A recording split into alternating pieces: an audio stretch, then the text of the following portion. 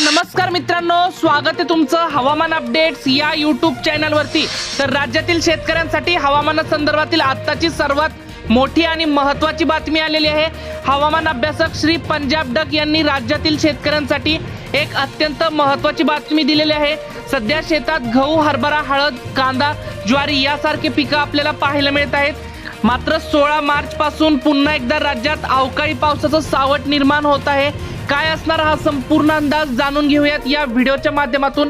पण तत्पूर्वी तुम्हाला विनंती आहे, तुम्ही व्हिडिओ पाहताय परंतु आपल्या चॅनलला काय सबस्क्राइब करत नाहीत, त्यामुळे आत्ताच चॅनलला सबस्क्राइब करून घ्या व व्हिडिओला देखील एक लाईक नक्कीच करून घ्या।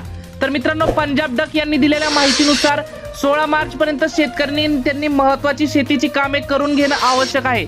6 मार्च रोजी त्यांनी हा अंदाज वर्तवलेला असून 16 मार्च पासून हवामानात मोठे बदल होण्याचे त्यांनी स्पष्ट केलेले आहे। ज्या शेतकऱ्यांचा गहू आणि हरभरा काढणीला आलेला आहे त्यांनी 16 मार्च पर्यंत तो काढून घ्यावा।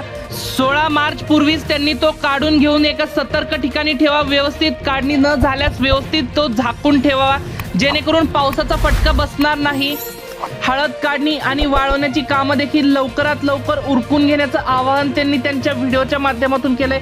पंजाब डक यांच्या अंदाजानुसार 17 मार्च पासून या दरम्यान राज्यातील विविध भागात हवामानात बदल होऊन पावसाळ्यासारख्या पावसाची शक्यता आपल्याला पाहायला मिळत आहे। तर काही ठिकाणी मध्यम ते जोरदार स्वरूपाचा पाऊस, त्यामुळे काढणी आलेल्या पिकांचं नुकसान न होण्याची खबरदारी घेणं अत्यंत गरजेचं आहे। तर शेतकरी बांधवांना 16 मार्च पर्यंत आपल्या पिकांची काळजी आणि साठवणुकीची कामं पूर्ण करून घ्यावीत, त्यामुळे आपल्या पिकाचं नुकसान होणार नाही याची सर्व शेतकरी बांधवांनी काळजी देखील घ्यावी।